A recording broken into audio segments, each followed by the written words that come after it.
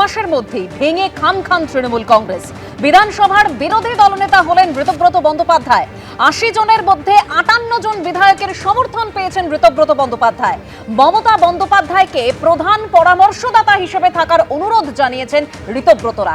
আর অন্যদিকে প্রাথমিক নিয়োগ দুর্নীতি মামলায় সমন দিতে এবার অভিষেক বন্দ্যোপাধ্যায়ের বাড়িতে হাজির হয়েছেন ইডির তদন্তকারী আধিকারিকরা। এই নিয়ে আমরা ছকভাঙা ছটার আলোচনা শুরু করব, তার জন্য স্টুডিওতে অতিথিরা রয়েছেন।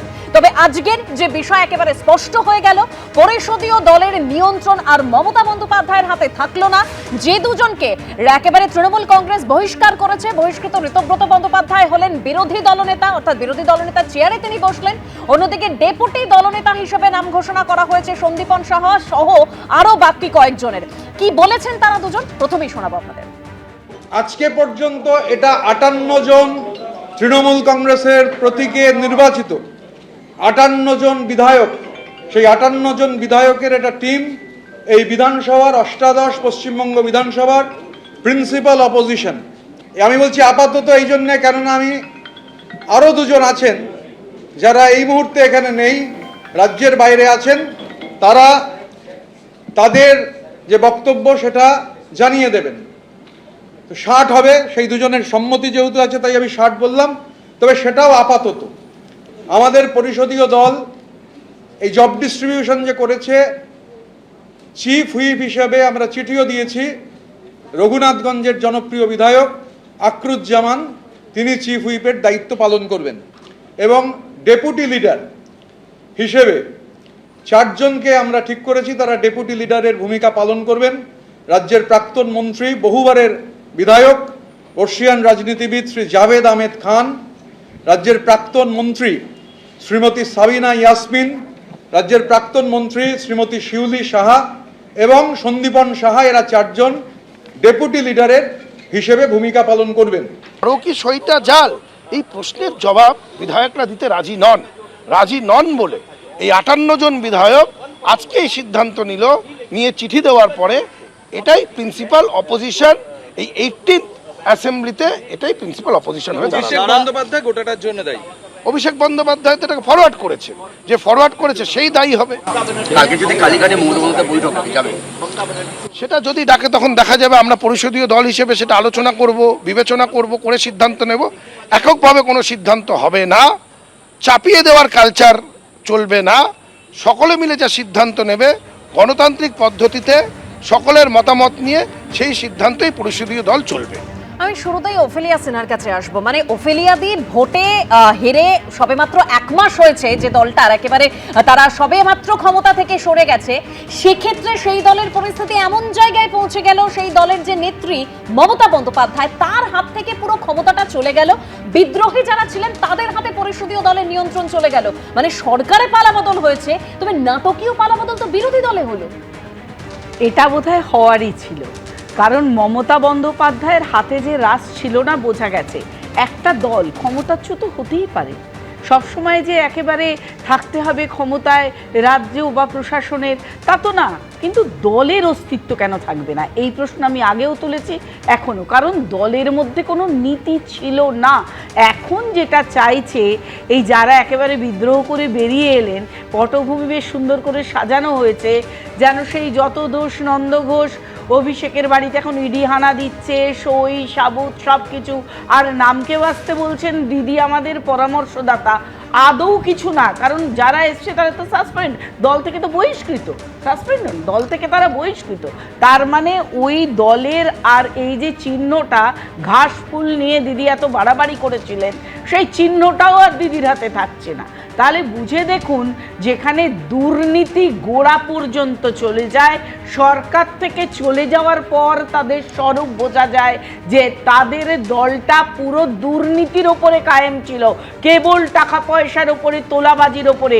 যদি সত্যিই দলের নীতি থাকতো, তাহলে সেই নীতির ওপরে আজ দলটা দৃঢ়ভাবে দাঁড়িয়ে থেকে পরবর্তী পর্যায়ে লড়াইয়ের জন্য চিন্তা ভাবনা করত। তারা দিকের নির্দেশনা পেত, দিক নির্দেশ করতেন তাদের দলনেত্রী, কিন্তু তার কোনোটাই হলো না। আজ আমরা ক্ষমতায় এসেছি বলে পশ্চিমবঙ্গ তথা সারা পৃথিবী দেখলো, ভারতবাসী দেখলো, একটা রাজনৈতিক দল তাসের ঘরের মতো কিভাবে ভেঙে পড়লো 1 মাসের মধ্যে। এটাও কিন্তু 1 মাসও হয়নি এখনো, 4 মে এখনো আসেনি কাল, তার আগেই ভেঙে পড়লো। তাহলে কি বলবেন, এটা ব্যর্থতা? কার ব্যর্থতা? দল সেই সব অ্যানালিসিস করছে না, দল নিজেদের ধরে রাখতে পারলো না। ঋতব্রত আর যে সন্দীপন সাহা যারা বেরিয়ে এলেন এবার তাদের সঙ্গে, তারা বলছেন 58 জন কেন, আরও আসছেন, আরও 2 জন, 60 জন, তার মানে যে 20 জন রয়ে গেলেন। তাহলে দলের এটা কি হলো? দলের মধ্যে উপদল বলবো না দলাদলি বলবো? মানে তৃণমূল দলটা দ্বিবিভক্ত হয়ে গেল, নাকি নতুন করে এলো নতুন কলবরে নব তৃণমূল? আর কত কি দেখাবে এই তৃণমূল, দেখার আছে। কেবল চুরি, এই অভিষেককে এখন ঝেড়ে ফেলতে চাইছে দল, যেটা সম্ভব নয়। এতদিন যিনি সেনাপতি ছিলেন দলের, তার মানে কি সেনাপতি হারা দল? যুদ্ধে নামছে, সৈন্য নেই, সৈন্যরা বর্ডারে চলে গেছে পার হয়ে, ভোট ব্যাংক যেটা, আর সেনাপতি নেই। তাহলে দলটার অস্তিত্ব একদম, মানে শুধু যে বিজেপি বলছে প্রদীপ, তো এমনটা নেই যে দলের যা অবস্থা, অর্থাৎ তৃণমূলের যা অবস্থা, তৃণমূল দলটাই উঠে যাবে। তৃণমূলের একের পর এক নেতা তারা বলেছেন ভোটে তো হার জিত প্রদীপ তো থাকে, যদিও সেই হার স্বীকার মমতা বন্দ্যোপাধ্যায় করতে পারেননি, তিনি মেনে নিতে পারেননি, আমরা দেখেছি। কিন্তু মানে প্রাক্তন মুখ্যমন্ত্রী তিনি হয়েছেন, কিন্তু তারপরেও যে পরিস্থিতি, মানে ভোটে হারের 1 মাসের মধ্যে দলের নিয়ন্ত্রণটাই তার হাত থেকে চলে গেল, এই পরিস্থিতি হবে ভেবেছিলে তোমরা? না, ভাবিনি, কখনোই ভাবিনি, কোনোভাবে ভাবা সম্ভব না। কারণ একটা নীতিহীন দল, ওফিলিয়াদি বললেন, এটাও তো প্রশ্ন। ওই যে এখনো বলতে দেবে না, না না বলতে দেবে না, আমি তোমার কাছেই যাচ্ছি, আমি তোমার দল ভেঙে গেছে, তুমি তো বলবে, তোমার কাছেই যাচ্ছি। ওফিলিয়াদি বললেন যে নীতিহীন দল, দল থেকে বহিষ্কৃত, নীতিহীন দলের, নিয়ন্ত্রণহীন দলের মুখ নিয়ে আপনি টিকিট নিতে পারেন এবং সেই টিকিট নিয়ে জিততে পারেন। এই যাবৎকাল আপনার মনে হয়নি দল কত নীতিহীন, দলে কত একমুখিতা চলে। এবং সেই আমার তো মনে হচ্ছিল যে সন্দীপনদা যখন বলছেন যে সবার সিদ্ধান্ত নিয়ে আমরা ঠিক করব, একার সিদ্ধান্তে হবে না যে পরিষদীয় দল কালীঘাটে যাবে কি যাবে না। ওমা, টিকিট নেওয়ার সময় কি সব পরিষদীয় দলের সমস্ত কমিটির মেম্বারদের সাইন করে নিয়েছিলেন নাকি যে টিকিটটা আমায় দিয়েছেন, দেখি তো সবার সাইন আছে নাকি? তখন তো লজ্জা করেনি টিকিটটা নেওয়ার সময়, জনগণের ভোটে জেতার সময়, ভোটে লড়াইয়ের সময় মমতা বন্দ্যোপাধ্যায় জিন্দাবাদ, সেনাপতি অভিষেক বন্দ্যোপাধ্যায় জিন্দাবাদ। সই জাল নিয়ে অনেক কথা হয়ে গেছে, দল থেকে বহিষ্কৃত নিয়ে কথা হচ্ছে, এবং একটা দলের নীতি নেই, বহিষ্কৃত হয়ে গেছে। মানে সই জালিয়াতি কারা করলো সেটা প্রদীপ তোমার কাছে উত্তর নেই, মানে সই জালিয়াতি যে বিষয়টা থেকে একেবারে শুরু হয়েছিল, কেন হলো? তদন্ত করছে, সেই তদন্তের রিপোর্ট কি আসবে সেটা পরবর্তী ব্যাপার, সেই তদন্ত নিয়ে আমার কথা বলার জায়গা নেই। তোমারই দলের 3 জন বিধায়ক তারা কিন্তু স্বীকার করে নিয়েছিলেন, অরূপ রায়, বাহারুল ইসলাম, সুভাষিস দাস, তারা স্বীকার করে নিয়েছিলেন। তো প্রদীপ তো যে আমরা সই নয়, আমার কথা তো খুব পরিষ্কার যে সিআইডি যা ব্যবস্থা নেওয়ার নেবে। আমরা তো দেখেছি কেউ কেউ বলেছিল আমার বিরুদ্ধে লিখিত নারদা ছাড়া কোনো কিছু তথ্য তদন্ত নেই, তারপরেও তো ইডি সিবিআই কিছু করেনি আজ অবধি। আমরা জানি না মদন মিত্র তিনি দোষী কিনা, আমরা জানি না তাপস পাল মারা গেছেন দোষী কিনা, আমরা জানি না সুব্রত মুখার্জি মারা গেছেন। আমি একটু বলছি, এই যে সই জাল ফরওয়ার্ড করেছে, 15 তারিখ একটা চিঠি গেছে, 20 তারিখ একটা চিঠি গেছে, 3 তারিখ আছে, তখন ঘোষণা হয়নি বিরোধী দলনেতাকে। হঠাৎ করে এতদিন পরে সই জাল মানে জালিয়াতি, সেটা বলছে যে ফরওয়ার্ড করেছে দায় তার। ফরওয়ার্ড করেছিল কে? অভিষেক ব্যানার্জি। তার মানে সবাই এখন ধোয়া তুলসী পাতা হতে চাইছেন, আর অভিষেক ব্যানার্জি দোষিত। তাহলে এইটা যদি মানতে হয় তাহলে সুপ্রিমো কে ছিল? বড় জটিল আপনাদের সমীকরণ, কিন্তু এটা আপনাকে মানতেই হবে। কে কিভাবে টিকিট নিয়েছে আপনাদের দলে সেটা আপনারাও জানেন, যে যত টাকা দেবে সে তত ভালো জায়গায় তার টিকিট বন্টন হয়েছে। এই নিয়ে আপনিও এটা অস্বীকার করতে পারবেন না। কবে জানলেন? টিকিট টাকা নিয়ে হয়, এই নিয়ে আপনাদের মদন মিত্র বলেছে। আপনি তাহলে মদন মিত্র কি বলেছেন, আর আপনি কোন সময় টিকিটের কথা বলছেন? না না, মদন মিত্র নিজে বলেছে। কোন সময়, কোন প্রেক্ষিতে বলেছিলেন? সময় চলে গেলে কি সেই সময় টাকাটার কথা কি? তাহলে তো সবথেকে কামিনী কাঞ্চন বলেছিলেন আপনাদের মন্ত্রী। না না, এটা আপনাদের রাজ্যপাল। সই জাল মানে জালিয়াতি। কে বলেছিল কথা? সুদীপ্ত দা, টাকা নিয়ে কে কথা বলেছিল? মানে জালিয়াতি। এর বাইরে যদি জালিয়াতি হয় তাকে সাজা দেবে, কিন্তু 15 তারিখ যখন চিঠি দেওয়া হলো, এর আগে 2001 সাল 2011 একদমই এখনো পর্যন্ত কোথাও কি একটা গুলিয়ে দেওয়ার চেষ্টা হচ্ছে? যখন সরকারে ক্ষমতায় ছিল তৃণমূল কংগ্রেস, তখন যেরকম সবকিছু গুলিয়ে দেওয়ার চেষ্টা হচ্ছিল, একেবারে ভোটে হারের পর আমরা দেখতে পেয়েছিলাম মমতা বন্দ্যোপাধ্যায় তিনি হারটা মেনেই নিতে পারেননি। এখনো গিয়ে কোথাও ওই যে বিরোধী দলে এই যে নাটকীয় পরিবর্তনটা হলো, কোথাও কি সেই গুলিয়ে দেওয়ার চেষ্টা? তবে আজকে মমতা বন্দ্যোপাধ্যায় ঠিক কি হিসেবে থাকবেন, কি ভূমিকা তার হবে, দলের রাশ হাতছাড়া হওয়ার পর কি বললেন আজকে ঋতব্রত বন্দ্যোপাধ্যায়, শোনাবো।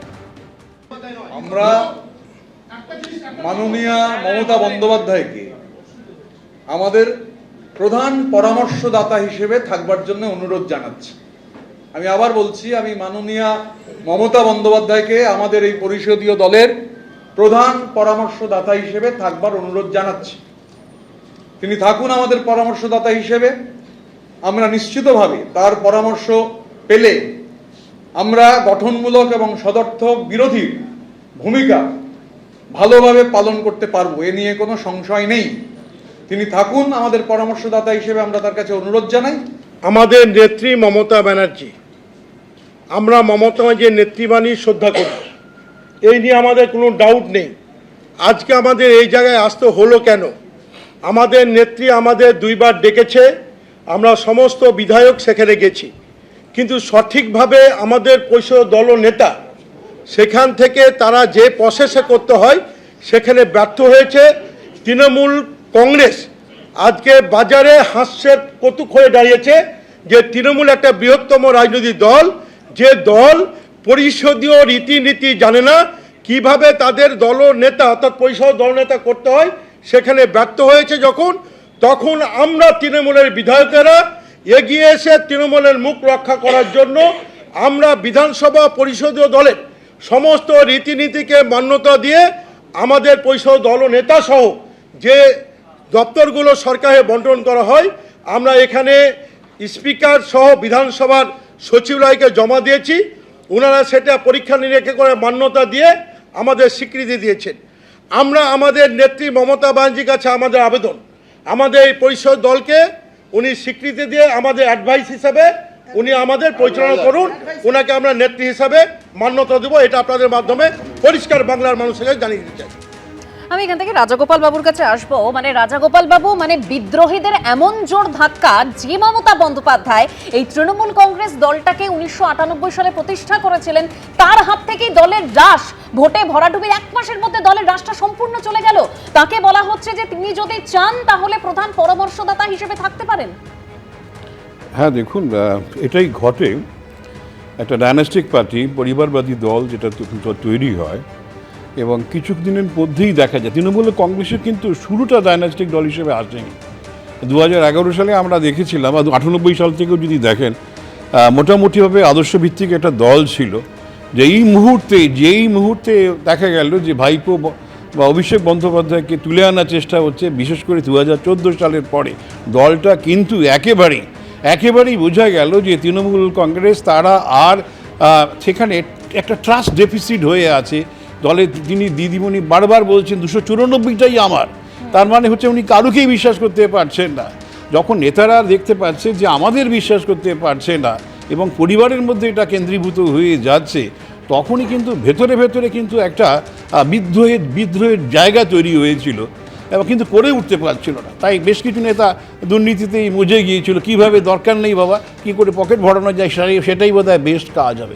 যেই দেখা গেছে যে সরকারের পতন ঘটেছে, আর বিলম্ব নয়, তাই না, একেবারেই নেতারা সবাই বেরিয়ে এসেছে।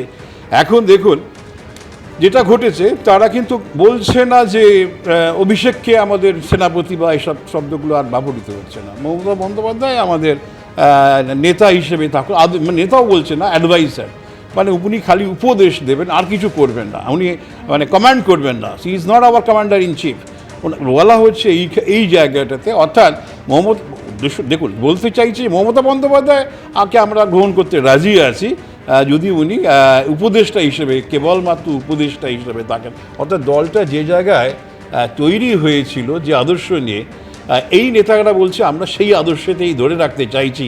দলটা পরিবার কেন্দ্রিক হয়ে যাওয়াতেই আমরা কিন্তু, সেটা হয়তো শব্দগুলো ব্যবহার করেনি, কিন্তু মোটামুটি পরিষ্কার যে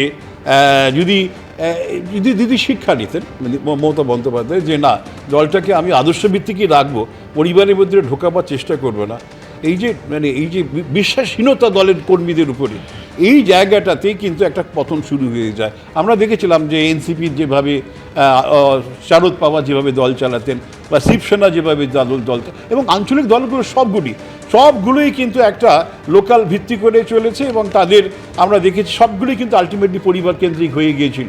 এবং তৃণমূল কংগ্রেস যে হবে আমরা ভাবতে পারিনি, কিন্তু হয়ে যাওয়াতেই অন্যদের কিন্তু পতন ঘটেনি। কেন, তাদের একটা নির্দিষ্ট জাত গোষ্ঠী সেরকম ছিল, যার ভিত্তি করে তারা দাঁড়িয়ে রয়েছে। কিন্তু মমতা তৃণমূলে তো সেই জাত গোষ্ঠী নেই, আদর্শ এবং দুটোকে মিশিয়ে ফেলতে, পরিবার বা দুটোকে মিশিয়ে ফেলতে গিয়েই এই পতনটা ঘটেছে। এবং আজকে যেটা দেখা গেল, যাদেরকে উনি নিয়ে এলেন, যাদেরকে উনি আশ্রয় দিলেন, সিপিএম থেকে বিতাড়িত নেতাকে উনি আশ্রয় দিলেন, তারাই কিন্তু ওনাকে একেবারে জিরো করে। একদম, মানে আজকের যা বৈঠক, সাংবাদিক বৈঠকে যেটা স্পষ্ট হয়ে গেল, নতুন বিরোধী দলনেতা ঋতব্রত বন্দ্যোপাধ্যায় তিনি স্পষ্ট জানিয়ে দিয়েছেন মমতা বন্দ্যোপাধ্যায়ের ভূমিকা ঠিক কি হতে চলেছে। এরই মধ্যে যে খবর পাওয়া যাচ্ছে যে কুণাল ঘোষ তিনি যেটা দাবি করছেন যে মেয়র পদ ছাড়তে চেয়ে ফিরহাদ হাকিমকে সম্মতি দিয়েছেন মমতা বন্দ্যোপাধ্যায়। কুণাল ঘোষের যেটা দাবি যে অনেকদিন ধরেই অনুমতি চাইছিলেন ফিরহাদ হাকিম, বলেছিলেন পুরসভায় কাজ করা যাচ্ছে না। ঠিক কি বলেছেন শোনাবো। কলকাতার মহানাগরিক ফিরহাদ হাকিম তিনি মমতা বন্দ্যোপাধ্যায় আমাদের দলনেত্রীর কাছে বারবার ইস্তফা দেওয়ার ইচ্ছা প্রকাশ করেছিলেন। সর্বশেষ দিন আমিও ছিলাম, কথা হয়, তিনি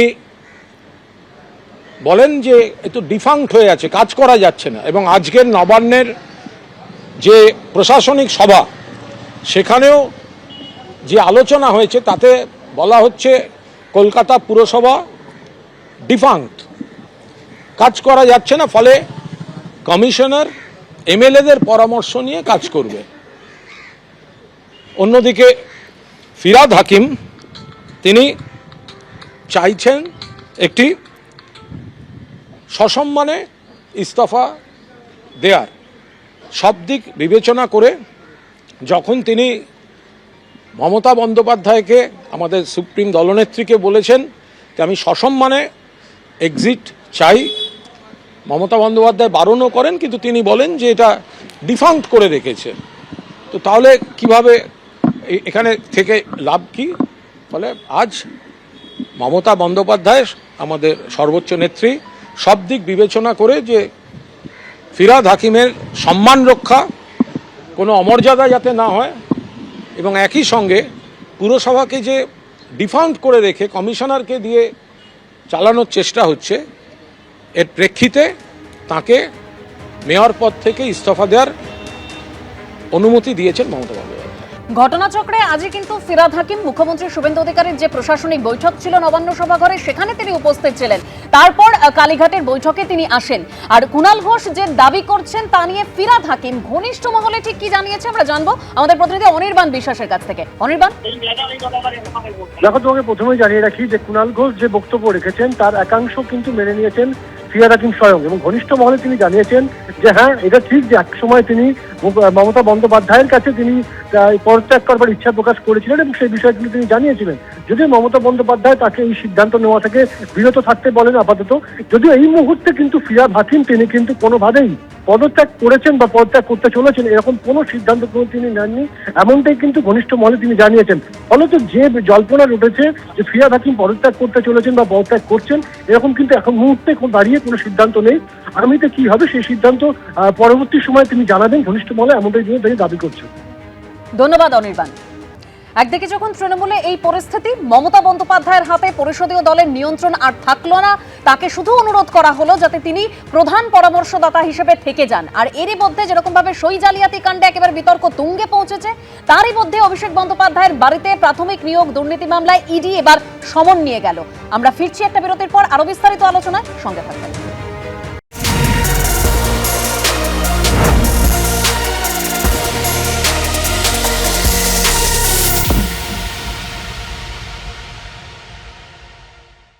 এবিপি আনন্দ, এগিয়ে থাকে, এগিয়ে রাখে।